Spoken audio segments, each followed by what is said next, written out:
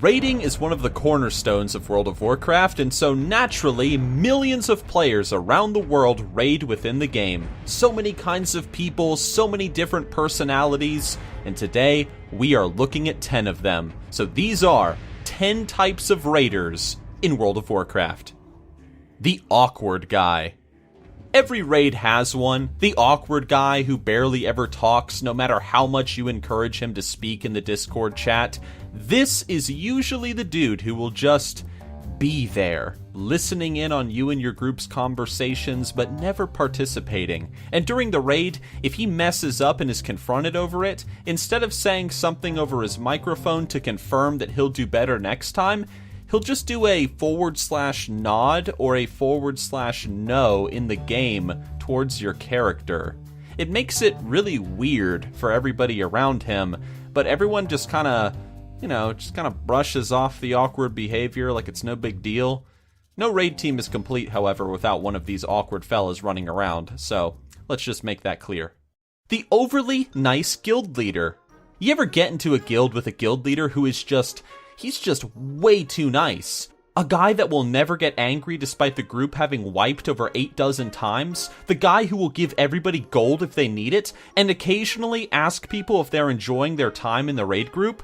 Sometimes it can be a little weird always having someone so friendly always looming over your shoulder, but you think to yourself, well, I could either deal with this really kind of creepy nice guy, or I could get into a guild where the leader is a complete jerk or a dumb elitist. You sigh to yourself and decide to stay where you are, and just as you do, you get a whisper from the guild leader asking how your day is going with a little smiley face at the end of the sentence. And you sigh again. The female. Subtext, only one allowed per raid group. Sometimes, in the very rare occasion, you will find yourself in a raid group that has a female in it. And no, not a GIRL, but an actual woman. A woman that every guy in the guild and on the raid group flirts with, as they know that she's unable to smell their Cheeto stank through a microphone. She's usually either really shy, or she's a big attention seeker, and probably is the girlfriend of the current guild leader or the raid leader. Just remember, do not get on this woman's bad side if you're new to the group or the guild. Otherwise, I guarantee she will use her feminine powers to get you kicked out of the guild, and you don't want that to happen, so be careful. Oh, what a woman. The elite of the elite. The elite of the elite is, as the name suggests, the elite of the elite. These types of players care only for progression, and no excuse will stop them on their conquest towards putting the latest mythic final boss on farm and completely gearing up their character. Your grandma died? Well, too bad! The elite of the elite needs you to heal the raid tonight! Your wife is giving birth to your firstborn son? Well, take your stupid computer to the hospital then, they'll say. There is no force, my friends, in the world that they will accept stops progress, so you had better keep up, or you are going to be left behind. The one wipe and I'm out guy. A new guy joins the guild. He seems friendly and cool. He joins the raid team to heal, and you're really excited to see how he's going to do. You all get to the raid, you start on the first boss, you don't do so well, you wipe, and suddenly, out of the blue, the new guy just leaves the group, and he leaves the guild. The one wipe and I'm out guy? He's just somebody who can't tolerate a single wipe in any raid, or for that matter, any dungeon. If your group messes up one time, well, clearly you guys suck, and you're not good enough for him, because within 1 second, he'll be gone, and he'll be in Dalaran looking for a new raid group. And also, he doesn't have any friends. The pug. The pug is just a random nobody that your group has found sleeping in a gutter in Dalaran to do some DPS in the raid. He doesn't speak, he doesn't want to join your Discord chat, and he's probably in terrible gear, but at least he gets the job done decently enough. The only thing you need to be careful of is the troll pug, the guy who will join your group. He has better gear than everybody else in your party, and after doing the most DPS, he will brag and brag and brag about how good of a job he did, how your guild sucks, and even after he gets kicked out of the raid group, he'll continue to laugh and gloat all the way back to that gutter he sleeps in over in Dalaran.